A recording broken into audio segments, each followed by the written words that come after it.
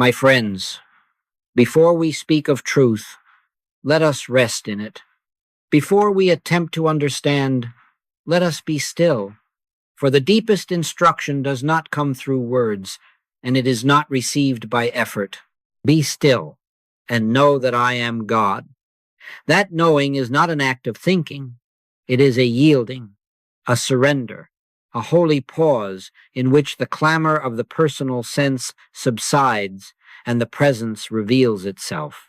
As I sat in the quiet this morning, there came to me, not as a thought, not as a conclusion, but as a gentle awareness that the greatest obstruction to spiritual unfoldment is not evil, not sin, not ignorance, but something far more subtle. It is that which appears good. It is that which appears kind, righteous, successful, spiritual, even admirable. And yet, my friends, it is possible to be very good and still be very far from God. Now, do not misunderstand me. We are not here to condemn goodness. God forbid that we should turn away from kindness, generosity, or moral living. But we are here to discern. We are here to see clearly. For the letter killeth, but the Spirit giveth life.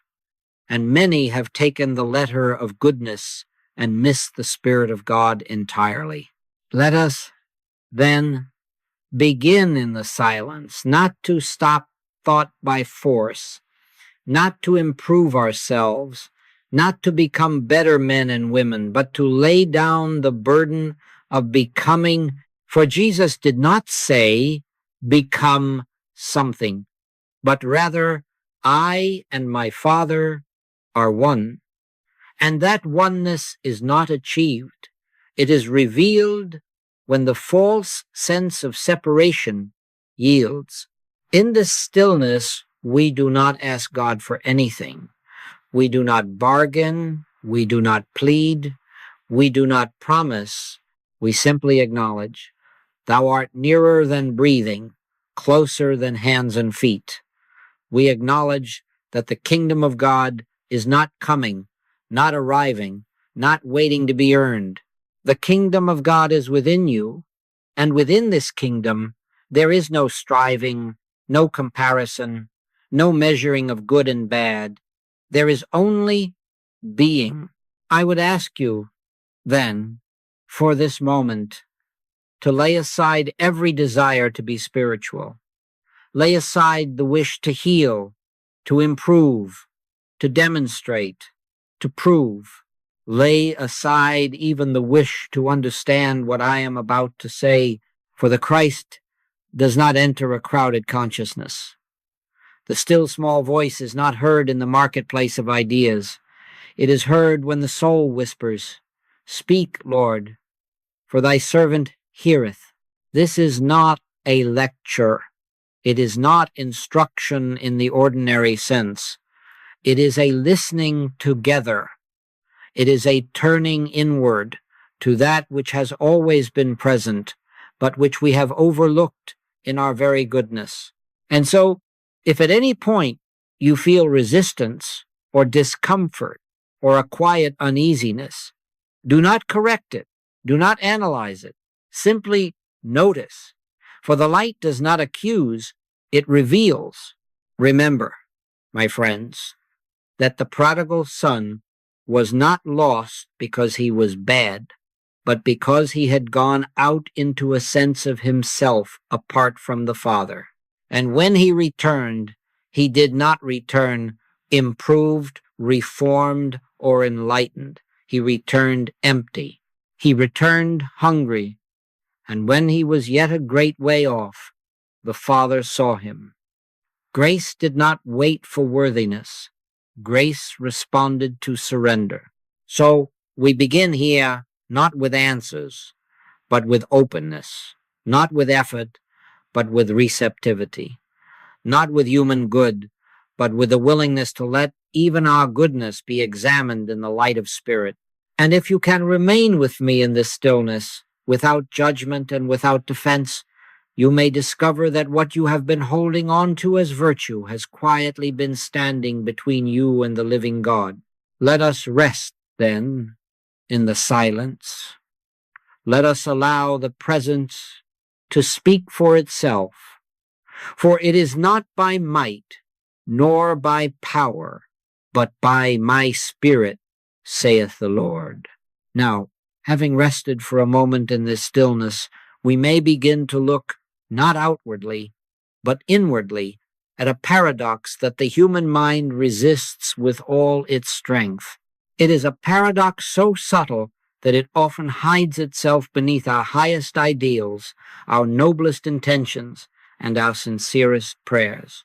And yet, until it is seen, spiritual growth remains limited, delayed, or altogether blocked. The paradox is this: that which we call good may itself be the very thing that obscures God. This is difficult to hear, because from childhood we have been taught to pursue good, to improve ourselves, to become better, kinder, wiser, more loving. Religion has encouraged it. Society has rewarded it. Even our spiritual studies have often reinforced it. And so we assume quite naturally that the more good we accumulate, the nearer we must be to God. But assumption is not revelation, and tradition is not truth. Jesus never said, "Blessed are the good." He said, "Blessed are the poor in spirit." That is, blessed are those who have come to the end of their reliance on what they are, what they do, and what they possess. Blessed are those who no longer stand before God saying, "See how good I am," but who stand empty, transparent, and undefended. Let us be very clear here. There is nothing wrong with human goodness. It has its place. It makes life more bearable. It smooths the rough edges of human experience, but it does not bring us into the kingdom of God. Human goodness operates within the realm of the personal sense, and that which is born of the flesh is flesh. No matter how refined it becomes, it remains within the same order. Spiritual good, on the other hand, is not an achievement. It is not a possession. It is not something added to us. It is the natural outflow of divine consciousness when the personal sense no longer claims authorship. It is God expressing itself, not man expressing virtue. Here is where the difficulty arises. Human good feels spiritual. It looks spiritual. It often sounds spiritual. It may heal bodies, improve circumstances, inspire others, and earn admiration. And yet, quietly, subtly, it strengthens the sense of a personal I who is doing good, being good, becoming good. And that I, however noble, is still the veil. You see, my friends, the obstacle is not that we are bad. The obstacle is that we are convinced we are good and that this goodness belongs to us. We say, "I am loving. I am forgiving. I am spiritual. I am devoted." And each of these statements, innocent as they appear, places a person at the center of the universe. But I am the Lord, and there is none else. When Moses stood before the burning bush, he did not hear, "I will help you become holy." He heard, "I am that I am." And that revelation did not elevate Moses as a person. It dissolved him as a center. From that moment on, Moses acted, not as a self-improving man, but as an instrument of a power greater than himself. Human good always asks, even unconsciously, "What does this make of me?" Spiritual good never asks that question. It has no interest in identity. It seeks no confirmation. It does not look back to see what it has accomplished. The left hand knoweth not what the right hand doeth. This is why so many sincere spiritual students reach a certain point and then feel stuck. They have studied, practiced, prayed, meditated, served, and yet something remains unresolved. There is effort, but no rest. There is activity, but no peace. And they wonder quietly, sometimes with guilt, why is this not enough? The answer is not that they have failed, but that they have arrived at the edge of the next surrender. The Christ does not enter a consciousness that is occupied, even if it is occupied with goodness. The inn must be empty. The personal sense must step aside.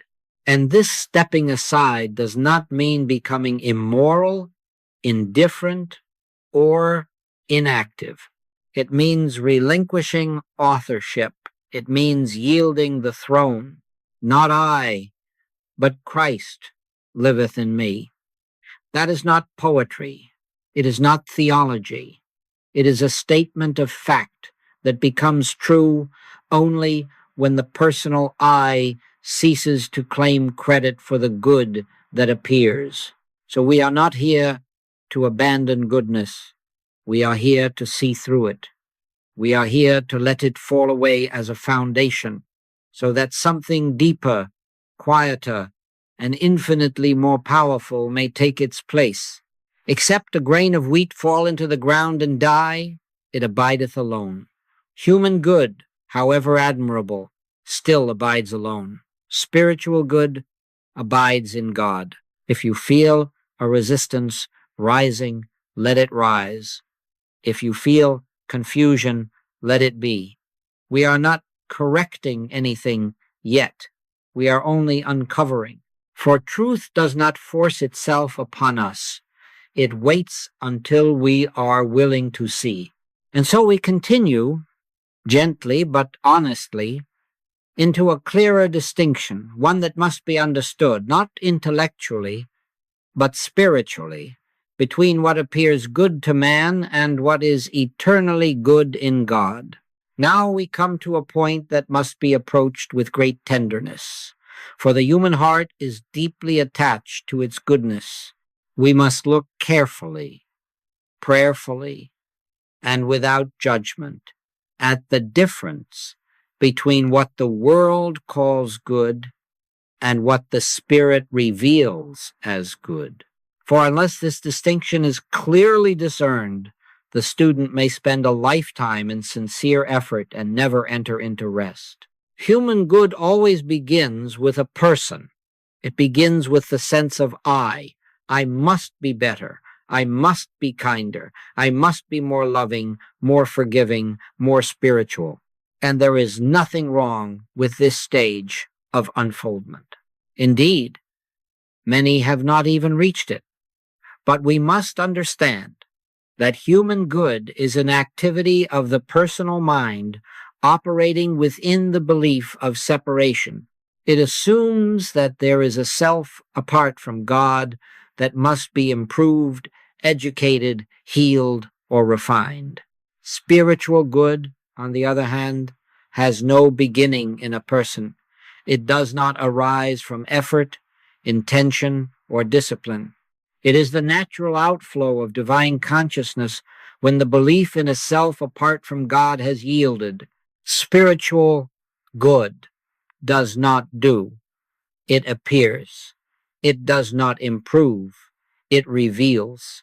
It does not come from man reaching God, but from God being known as all. The scriptures are very clear on this point, though we have often read them through human eyes. There is none good but one, that is, God. This does not mean that man is bad. It means that goodness does not originate in man.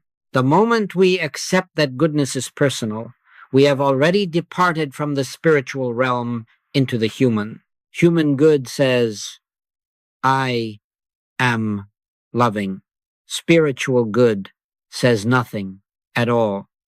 Love flows where the self has stepped aside. Human good says, I forgive you. Spiritual good sees no offender. Father, forgive them, for they know not what they do. That forgiveness did not come from moral superiority, it came from spiritual vision. Human good seeks to improve the world. Spiritual good reveals that the world is a manifestation of consciousness. Human good struggles with conditions, personalities, systems, and circumstances. Spiritual good rests in the recognition, I have overcome the world. Not by force, not by reform, but by seeing through the false sense that gave rise to it. This is why the human sense of goodness is always tiring. It must be maintained, it must be defended, it must be exercised again and again. There is always the possibility of failure, of backsliding, of not being good enough. Spiritual good knows no fatigue, because it is not personal activity. My Father worketh hitherto, and I work. The work is God's, the appearing is through us. Human good is concerned with behavior. Spiritual good is concerned with consciousness. And consciousness, once illumined, governs behavior without effort. When the tree is made good, the fruit is good not because it tries, but because it cannot be otherwise. Now, this is a most important point. Human good always strengthens identity. It builds a sense of who I am based on virtue, service, morality, or spirituality. And that identity, however refined, becomes the barrier. For the Christ is not added to an identity, the Christ replaces it. If any man be in Christ, he is a new creature. Old things are passed away, not improved, passed away. Spiritual good does not make us better people. It makes us transparent instruments. It does not give us a higher status. It removes status altogether. He that is greatest among you shall be your servant, not because service is virtuous, but because when the personal sense dissolves, only service remains. You see now why this teaching is difficult. The human mind wants credit. It wants progress. It can measure. It wants assurance. It can point to. But the Spirit offers none of these. The Spirit offers only itself. And when itself is known, the need for assurance disappears. Let us be very gentle here. No one is asked to reject their goodness. That would only be another act of the personal will. We are asked only to see that human good cannot take us where we long to go. It can prepare the way, but it cannot cross the threshold. At some point, it must be laid down, not dramatically, not violently, but naturally, as a child lays down toys when maturity dawns. When I was a child, I spake as a child, I understood as a child, I thought as a child. But when I became a man, I put away childish things. Human goodness is not sinful. It is childish in the spiritual sense. And when spiritual maturity appears, it falls away of its own accord. So we are not condemning. We are discerning. We are learning to recognize when goodness is still ours and when goodness has become God's. For only in the latter is there peace, harmony, and the effortless flow of grace. Let us hold this quietly in consciousness, without striving to apply it. Truth applies itself. Our task is only to see. Now we must look honestly at why human good feels so close to spirit, why it can so easily deceive even the most sincere seeker. For if human good were crude or obviously false, it would not hold us. It holds us precisely because it is beautiful, admirable, and often effective. And yet, Satan himself is transformed into an angel of light. Error does not always appear as darkness. More often it appears as light that is slightly misplaced. Human good feels spiritual because it brings relief. It quiets guilt, softens fear, and gives the sense that we are moving in the right direction. When we are kind, when we forgive, when we serve, when we pray, there is a warmth in the heart and a peace in the mind, and we assume quite naturally that this must be the presence of God. But feeling better is not the same as awakening. Relief is not revelation. Human good also feels spiritual because it aligns with religious and moral teaching. It is praised from pulpits, rewarded by society, and encouraged in spiritual communities. We are told, be loving, be selfless, be generous, and when we succeed, we are affirmed. The ego does not resist this. It thrives on it. It gladly becomes the good one, the spiritual one, the devoted one. And all the while, the sense of a personal center remains intact, often strengthened. The personal sense has no objection to goodness as long as it remains personal. It will say, yes, I am growing. I am becoming more awakened. I am less selfish than I was. And the danger lies not in these statements, but in the unnoticed assumption beneath them, that there is someone progressing toward God.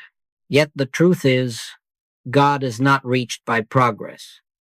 God is revealed when progress ends. Human good feels spiritual because it often produces visible results. Relationships improve, health may return, circumstances may change. And we say, see, this works. But we must ask, what is working? Is it spirit revealing itself, or is it the human mind temporarily rearranging appearances? For even hypnosis can change appearances, and positive thinking can alter conditions, but neither touches the root. Spiritual good does not aim at results. It rests in truth, and results follow as fruit, not as proof. Seek ye first the kingdom of God, and all these things shall be added unto you. Added, not pursued, not negotiated, not earned. When results become the focus, human good has already taken the throne. Another reason human good feels spiritual is that it reduces conflict. It smooths over friction. It allows us to function more harmoniously in the world. And again, this is not wrong, but harmony is not holiness. Peace of mind is not necessarily the peace of God. The peace of God passeth all understanding, because it does not depend on conditions being favorable. Human good always depends on something going right on, effort being successful, on others responding appropriately, on circumstances aligning. Spiritual good remains untouched, whether things appear to go right or wrong, because it does not rest in appearances. It rests in, I will never leave thee, nor forsake thee. Let us look even more closely. Human good feels spiritual because it gives us identity. It tells us who we are in a way that feels meaningful and safe. To be a good person, a loving person, a spiritual person, that is a comforting identity. But the Christ does not come to decorate identity. It comes to dissolve it. He that loseth his life for my sake shall find it. And that loss is not physical. It is the surrender of the personal sense of selfhood. This is why human good resists silence. In silence, there is no role to play, no goodness to perform, no virtue to display. Silence strips us of usefulness, and usefulness is one of the ego's favorite disguises. In silence, we are no longer the helper, the healer, the giver. We are simply present, and for the personal sense, that feels like death. Yet it is precisely here, in this naked, role-less awareness, that spiritual good begins to appear, not as an effort, not as a practice, but as a natural radiation. Let your light so shine before men. Not make it shine, not polish it. Let it shine. Light does not strain to illuminate. It illuminates by being what it is.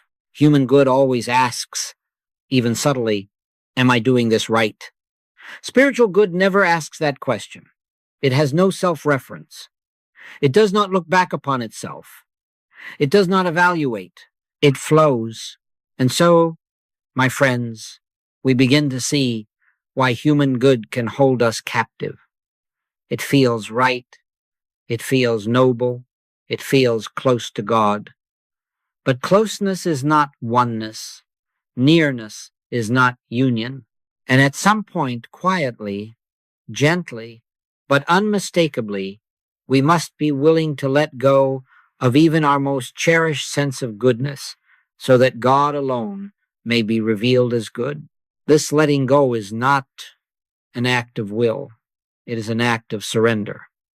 And surrender does not happen through effort. It happens through understanding. When we see clearly, we release naturally. Hold this gently. Do not try to fix it. Do not try to apply it. Simply notice where goodness still belongs to me. The noticing itself is already the beginning of freedom. Now, my friends, we come to the heart of the matter, the place where all spiritual work must finally arrive if it is to bear fruit. We must look without fear and without condemnation at the personal sense, that subtle, persistent feeling of being a self apart from God. It is this sense, and not wrongdoing, that stands as the hidden center of human experience. And it is this sense that quietly claims even our goodness as its own. The personal sense is not something we created, it is something we accepted. From early childhood, we were taught to say, I am this, I am that, this is mine, that is yours. And gradually, without noticing, we formed a center around which all experience seemed to revolve. This center is what we refer to as me. It is the standpoint from which we think, pray, love, serve, and even seek God. Yet the natural man receiveth not the things of the Spirit of God. The personal sense cannot perceive spirit, because spirit does not appear as an object to be known by a subject. Human good always radiates from this hidden center. It says, I am doing good. I am being loving. I am serving God. And the moment that I stands at the center, no matter how noble the action, the movement remains within the personal realm. Spiritual good does not originate from a center called me. It flows from the recognition that there is one center, and that center is God. This is why Jesus spoke so often of denying oneself. He was not asking for self-hatred, deprivation, or sacrifice in the human sense. He was pointing to the relinquishment of a false center.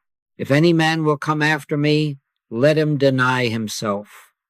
Deny, not destroy, not punish, but deny the claim that there is a self apart from God who lives, acts, and possesses. The personal sense loves to be the source. It wants to be the one who understands, the one who practices, the one who improves. Even in prayer, it will say, I am seeking God. Yet the truth is, God is not found by a seeker. God is revealed when the seeker disappears. When thou prayest, enter into thy closet. That closet is not a place. It is the inner yielding of the personal sense. Notice how subtle this center is. It can exist even in humility. One may say, I am nothing, and still be something that knows it is nothing. One may say, God does everything, and still feel oneself to be the one who knows that God does everything. This is not a fault. It is simply a stage of unfoldment, but it cannot be the final stage. The personal sense always seeks confirmation. It wants to know where it stands, how far it has come, whether it is accepted, whether it is pleasing to God. Spiritual consciousness seeks none of this. It rests. He that believeth shall not make haste. There is no hurry in spirit, because there is no distance to travel. When the personal sense is at the center, even love becomes conditional. We love when it feels right, when it is appreciated, when it aligns with our values. Spiritual love has no such conditions. It does not select. It does not measure. It does not protect itself. God is love, and that love flows where God is known as all. Now, let us be very clear. The personal sense is not an enemy. It is not something to fight or suppress. Resistance only strengthens it. The personal sense yields only to light, never to force. As we become aware of it, without judgment, it begins to loosen its grip. Ye shall know the truth, and the truth shall make you free. Not effort, not discipline, truth. In silence, this personal center becomes visible. We begin to notice the subtle movements of thought that say, I should, I must, I hope, I fear, and we see that these movements arise without our consent. They are not personal creations. They are impersonal patterns.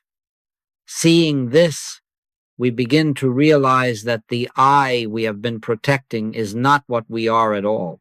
When this realization deepens, goodness is no longer something we do. It is something that happens. Actions arise, words are spoken, service is rendered, but no peace is taken from it. No identity is formed around it. The Father that dwelleth in me, he doeth the works. And when the Father does the works, there is no burden and no pride. This is the great release. When the personal sense is no longer the hidden center, life becomes simple. Decisions are no longer strained. Relationships are no longer managed. Prayer is no longer an appeal. There is a quiet listening, a gentle following, a natural harmony. In all thy ways acknowledge him, and he shall direct thy paths. Not you, he. So do not attempt to remove the personal sense. Simply notice it. Let it be seen in the light of awareness. The seeing is the dissolving, and as this false center yields, the true center reveals itself not as something new, but as what has always been present, waiting patiently for the personal sense to step aside. Rest with this. Do not rush ahead. The uncovering of the hidden center is sacred work, and it unfolds in its own rhythm. Now we may look without fear and without disappointment at why human good, however sincere, however devoted, cannot sustain itself. This is not because it is wrong, but because it is temporary. It belongs to a realm that is governed by effort, fluctuation, and conditions. And the things which are seen are temporal, but the things which are not seen are eternal. Human good always requires maintenance. It must be renewed, reinforced, practiced again tomorrow. One must continue to be patient, continue to be forgiving, continue to be generous, continue to be spiritual. And while this may appear admirable, it is also exhausting. There is always the underlying fear. What if I fail? What if I lose this goodness? What if I fall back? And this fear reveals the truth. Human good is something one can lose, and therefore it is not rooted in God. Spiritual good knows no such anxiety. It does not depend on yesterday's success or tomorrow's intention. It does not fluctuate with mood, health, or circumstance. Jesus Christ the same yesterday and today and forever. What is born of spirit remains, because spirit does not change. Human good fails because it depends on outcomes. When kindness is met with appreciation, it flourishes. When it is met with rejection, resentment arises. When prayer seems answered, faith feels strong. When it appears unanswered, doubt creeps in. This reveals that human good is still bargaining with life, still measuring, still expecting return. Spiritual good expects nothing because it knows that God is already all. Human good also fails because it must operate in a world of opposites. Good is always contrasted with bad, success with failure, virtue with sin. And so human goodness must constantly defend itself against its opposite. But spirit has no opposite. I am the Lord, and there is none else. Where there is one power, there is no competition and no threat. Many sincere students come to a moment of deep discouragement when human good fails them. They have prayed, lived rightly, studied truth, and yet illness appears. Relationships dissolve, supply falters, and they say, sometimes silently, "What more can I do?" The answer is often painful to hear. There is nothing more to do. Doing has reached its limit. This is not failure. It is the call to a deeper surrender. Human good fails because it cannot transcend the belief in the personal doer. As long as there is someone who believes they are responsible for maintaining goodness, that someone is also responsible for its loss. Responsibility is a heavy burden when it is personal, but my yoke is easy and my burden is light, because the yoke of spirit is not carried by a person. Another reason human good fails is that it eventually reveals its motive. Beneath even the noblest intentions, there may be a desire for safety, approval, spiritual security, or divine favor. And when these are not forthcoming, frustration appears. Spiritual good has no motive. It flows because it is the nature of God to flow. Human good is also limited by scope. It tends to begin at home, extend to those we love, then perhaps to those we agree with, and only gradually, if ever, to those who challenge us. Spiritual good knows no boundaries. He maketh his sun to rise on the evil and on the good. It does not choose where to shine. And so, inevitably, human good reaches a point where it can go no further. It may refine itself endlessly, but it cannot cross into the spiritual realm. At that point, the student may feel stuck, dry, uninspired, or even disillusioned with spirituality itself. This moment is often mistaken for regression, but in truth it is initiation. It is here that the soul hears, perhaps faintly at first, "Cease ye from man, whose breath is in his nostrils. Cease not from kindness, not from love, but from reliance on the personal sense as the source. Cease from believing that goodness originates in effort. Cease from thinking that spiritual life is something to be managed. Human good fails because it was never meant to succeed as a final state. It is a bridge, not a destination. And when the bridge has been crossed, it must be left behind. To cling to it is to remain between worlds. There is no condemnation in this. There is only mercy. For when human good fails, it makes room. When effort collapses, grace appears. When the personal sense exhausts itself, spirit reveals itself as the only doer, the only giver, the only good, not by works of righteousness which we have done, but according to his mercy he saved us. That mercy is always present. It waits patiently for us to stop trying to deserve it. So if you find that your goodness no longer satisfies, if your efforts feel dry, if your prayers feel empty, rejoice quietly. Something deeper is calling. The failure is not of God. It is of a false foundation. And when that foundation gives way, what remains is not chaos, but Christ.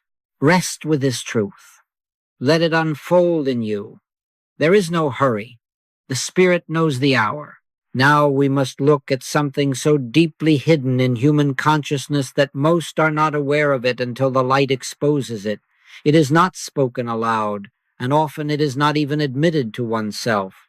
Yet it operates beneath much of our praying, our seeking, and our striving.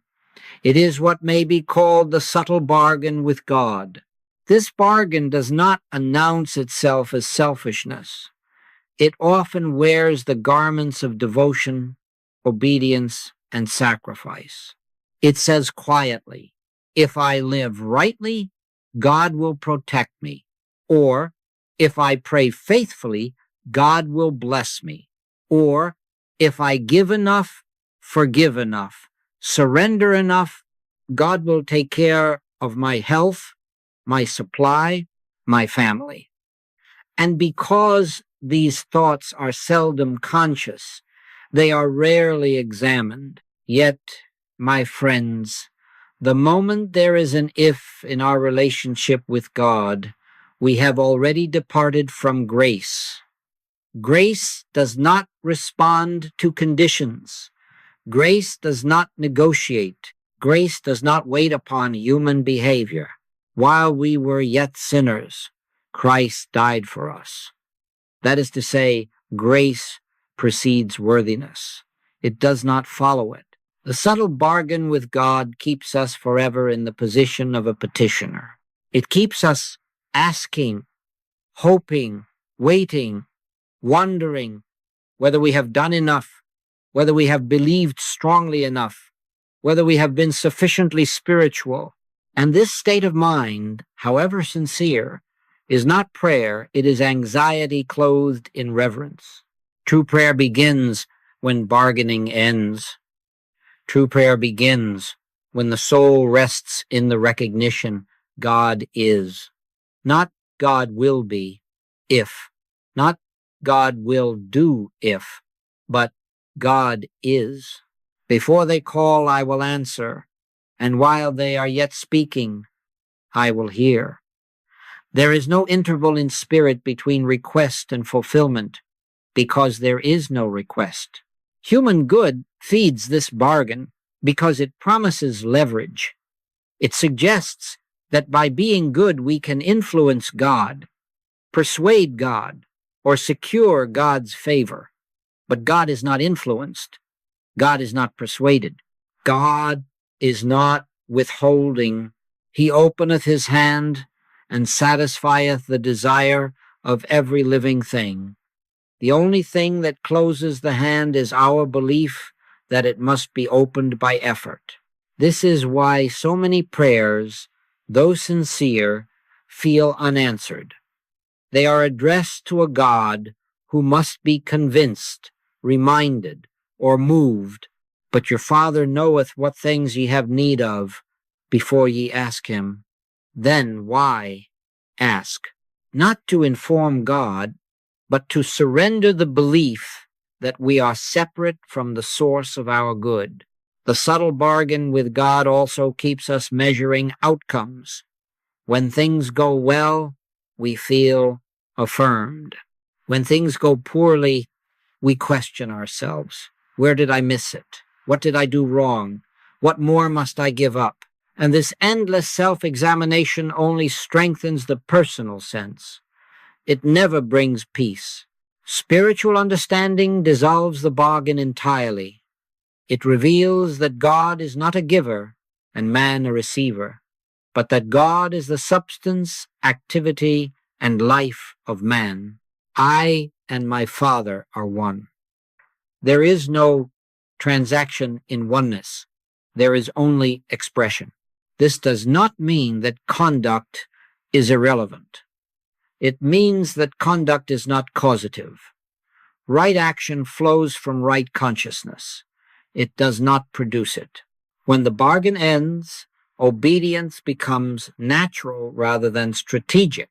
Love is no longer a means to an end. It is the nature of being. The human mind fears letting go of the bargain. It asks, if I do not try to be good, will I become careless? If I do not pray for protection, will I be unsafe? But this fear arises only because we have not yet trusted the law of spirit. Take no thought for your life. That is not recklessness. It is faith in omnipresence. When the bargain ends, prayer becomes communion. There is no longer asking and receiving, winning and losing. There is listening. There is resting. There is the quiet assurance. The Lord is my shepherd. I shall not want. Not because I have earned it, but because it is so. This is a decisive turning point in spiritual life. Many students linger here for years, unable to return to the old ways, yet afraid to release the bargain entirely. But when it is released, there is an immediate lightness. The burden of self-management falls away, and life begins to unfold with a simplicity that the human mind could never plan. Do not attempt to break the bargain by willpower. That only creates a new bargain.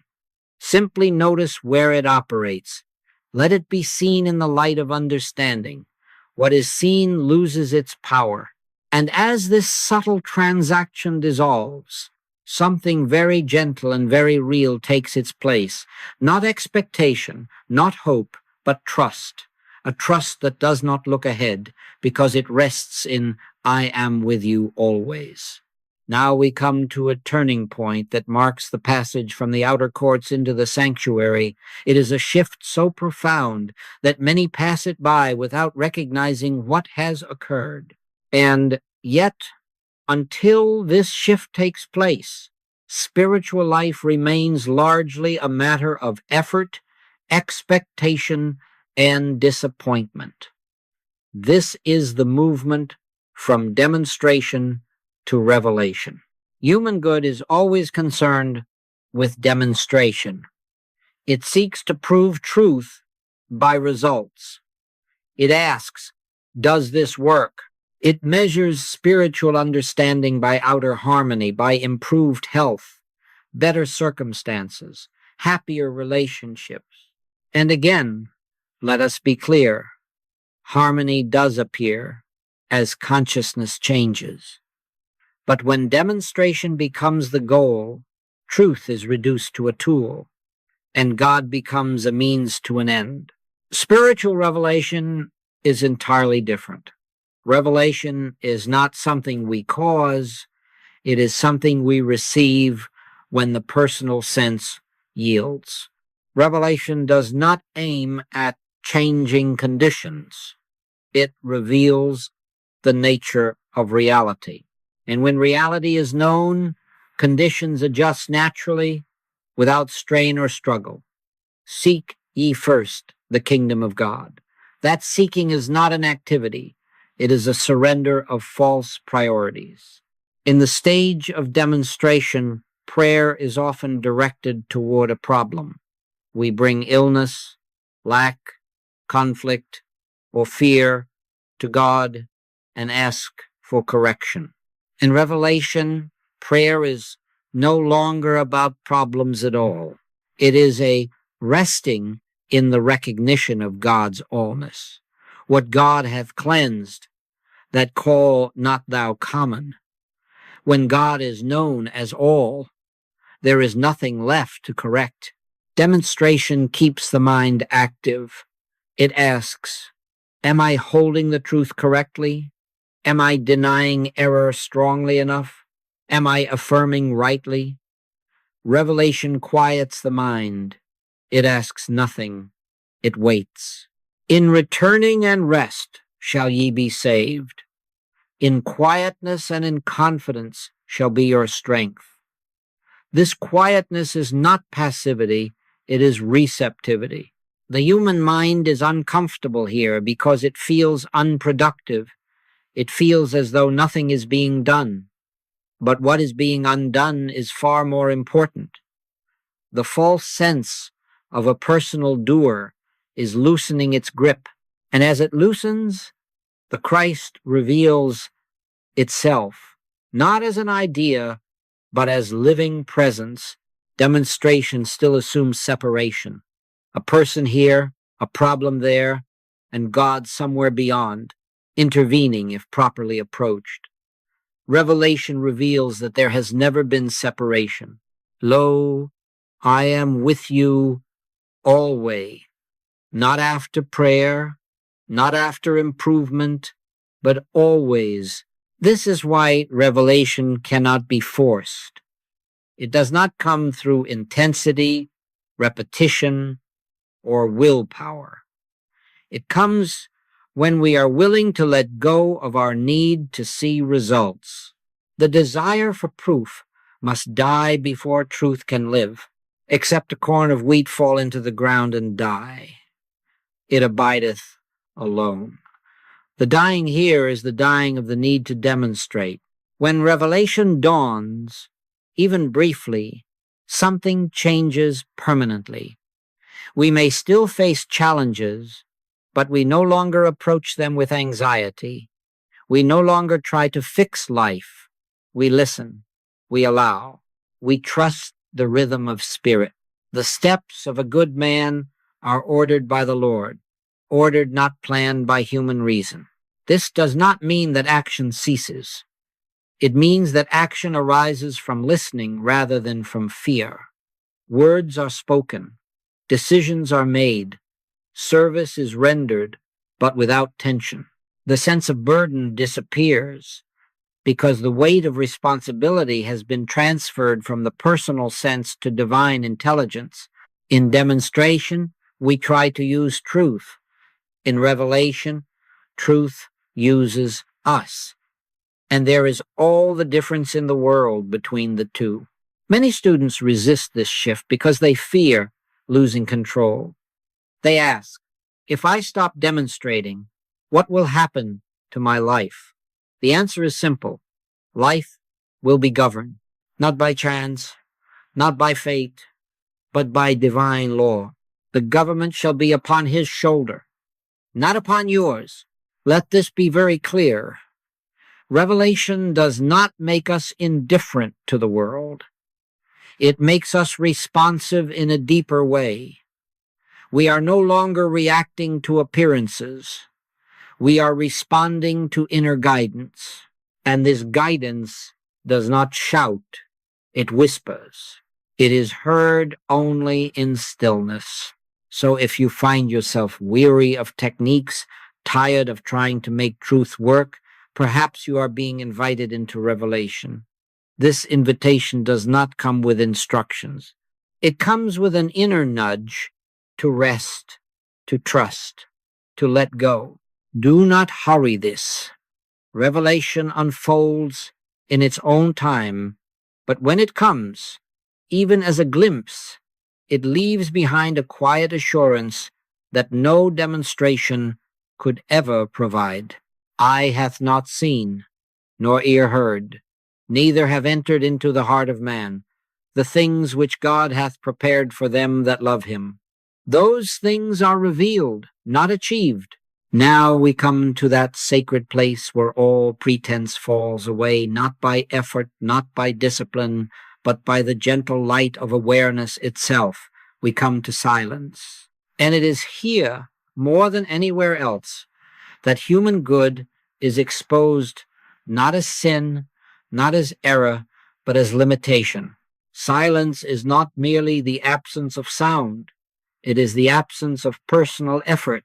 It is the stilling of that inner voice which says, I am doing this. I am praying. I am being spiritual. In silence, there is no performance. There is no role to play. There is no goodness to display. And this is precisely why silence is so revealing. Human good is comfortable with activity. It is comfortable with prayer that asks, with meditation that seeks results, with service that can be measured. But silence strips us of all these supports. In silence, we are not useful. We are not improving. We are not achieving. We simply are. And for the personal sense, this feels like standing on nothing. This is why many find silence difficult. They say, nothing happens, or I cannot quiet my thoughts, or I feel restless. But these are not failures of silence. They are revelations. Silence is showing us the movements of the personal sense that we usually cover with activity. It is uncovering the hidden need to be doing something, even something good. In true silence, prayer ceases to be words addressed to God and becomes communion with God. There is no longer a speaker and a listener. There is only presence. The Lord is in his holy temple. Let all the earth keep silence before him. That silence is not imposed. It is entered when the soul is willing to stop managing its relationship with God. Silence reveals motives without condemnation.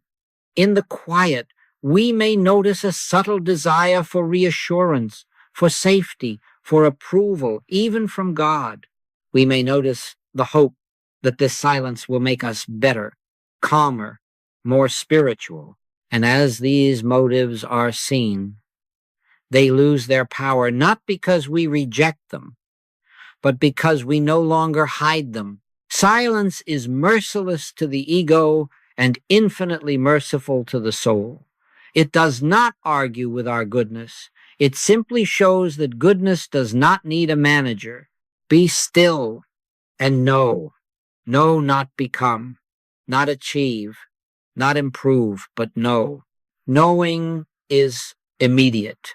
It does not unfold in time. In silence, we begin to see that human good is always accompanied by tension. There is the tension of trying to maintain it, the tension of wondering whether we are doing enough, the tension of comparing ourselves to others. Silence has no such tension. It rests, and in that rest, a different quality of goodness begins to appear, one that has no urgency and no self-reference. This is why silence is not a technique. The moment we use silence to get something, we have already left it. Silence is not a means. It is an end. Or rather, it is the place where means and ends disappear. I am God and not man. That declaration is not heard by the intellect. It is felt in the stillness of being. When silence is entered regularly, not as an exercise, but as a yielding, it begins to reorient our entire life. We find that actions arise naturally without premeditation.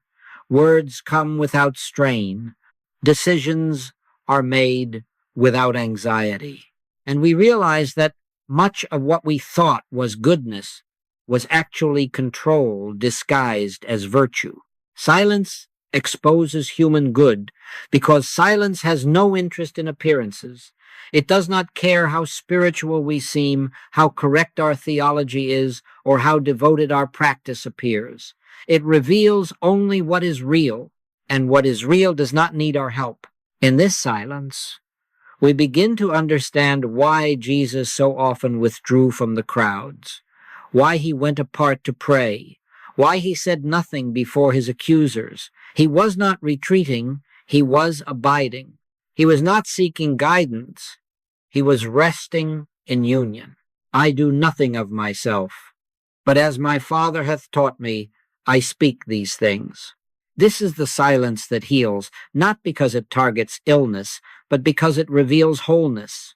This is the silence that provides, not because it focuses on supply, but because it reveals abundance. This is the silence that loves, not because it tries to love, but because it removes the one who thought love was theirs to give. Do not be afraid of what silence shows you. It shows only what must be released, and what is released was never real to begin with. The silence does not take anything from you that belongs to God. It takes only what never belonged to you at all. So we learn to sit quietly, not to stop thoughts, not to chase peace, but to let truth arise of its own accord. And as we do, human good quietly steps aside, making room for the good that is God. Now we come upon one of the most subtle disguises of the personal sense, and one of the most difficult to uncover because it so often appears as virtue. It is the desire to be helpful. The ego does not resist goodness, it recruits it. It gladly becomes the helper, the healer, the supporter, the one who gives. And because this appears selfless, it is rarely questioned. Yet notice carefully, wherever there is a helper, there must also be one helped. And wherever there is one helped, there must be inequality, one above, one below. But Spirit knows no hierarchy. One is your master, even Christ, and all ye are brethren. The ego loves being helpful because it gives purpose, identity, and value. It says, I am needed, I am useful, I make a difference. And so long as this sense remains, the personal center remains intact. But spiritual service has no self-awareness. It does not know itself as service. It flows as naturally as light shines, or water quenches thirst. True service does not originate in concern for others, but in obedience to inner guidance. It is not motivated by compassion as a feeling, but by alignment with divine law. The Father that dwelleth in me, he doeth the works. Where this is known, there is no helper, only the activity of God. When we feel drained by service, when we feel unappreciated, when we feel burdened by responsibility, it is a sign not of too much love, but of too much self. The ego has quietly entered and claimed ownership. Spiritual good never exhausts, because it does not come from personal reserves. At this point, understanding alone is no longer sufficient. Insight must pass into commitment, not a promise, not an intention, not a declaration, but a lived surrender. This is where human good ends and spiritual life begins. Commitment is not dramatic. It may not be visible to anyone else, but inwardly, it is decisive. It is the moment one no longer reserves the right to live by personal will. Not my will, but thine be done. This is not resignation, it is liberation. Commitment means we no longer choose goodness selectively. We no longer decide where love applies. We no longer serve when convenient and withdraw when uncomfortable. Commitment places us in the rhythm of spirit, where action is not chosen but revealed. This is the point at which many turn back. For commitment removes the safety of control. It means trusting the invisible. But faith is the substance of things hoped for, the evidence of things not seen. Without commitment, faith remains theoretical. Let us acknowledge the fear. that arises here. It is real to human sense. The fear is not of chaos, but of disappearance. The fear is, if I no longer manage my goodness, who will I be? This fear must not be denied or spiritualized away. It must be seen. For perfect love casteth out fear, not effort, not reassurance love, and love appears when the false self is no longer protected. Letting go of human good feels like stepping into emptiness. But this emptiness is fullness. It is the womb of silence out of which true life flows. He that loseth his life for my sake shall find it. What is lost is not life, but limitation. When the personal center yields, love changes its nature. It is no longer emotional, selective, or strategic. It does not ask, is this deserved? It does not ask, will this be returned? It simply is. This is the love of which Paul spoke. Charity suffereth long, and is kind, seeketh not her own. This love does not come from effort. It arises when there is no longer a self seeking to protect itself. Such love is not weak. It is the most powerful force in the universe because it does not resist. It flows in harmony with divine law. Human good, however sincere, always divides. It divides into mine and thine, worthy and unworthy, near and far. Even our compassion may unconsciously exclude, but spiritual good knows no borders. Have we not all one Father? Hath not one God created us? Spiritual consciousness recognizes one household, one life, one being, and where this is known, prejudice dissolves not through effort but through vision. As the personal sense yields, life begins to move in rhythm rather than choice. Decisions are no longer forced. Direction is no longer calculated. There is a quiet listening, a gentle following. In all thy ways acknowledge him, and he shall direct thy paths. Not you, he. This is not passivity. It is divine order. We do not judge ourselves here. We simply observe. Where there is strain, there is still self. Where there is peace, spirit is active. This discernment is not intellectual, it is felt. The question is never, is this good? But, who is doing it? When the answer disappears, the action is right. Now we come again to silence not as an exercise, but as a homecoming. We lay down effort. We release identity. We rest in being. Be still and know that I am God. Not becoming knowing. Let whatever falls away fall. Nothing real can be lost.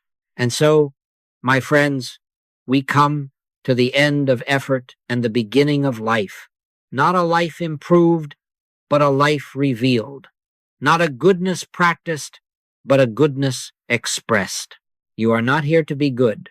You are here to be transparent that the light of God may shine unobstructed. When even goodness is surrendered, God alone remains as good. I am come that they might have life, and that they might have it more abundantly. This life is not achieved, it is accepted. Rest now in this assurance. Nothing is required of you but surrender. Nothing is asked of you but trust. And nothing is withheld from you, for all that the Father hath is thine. Amen.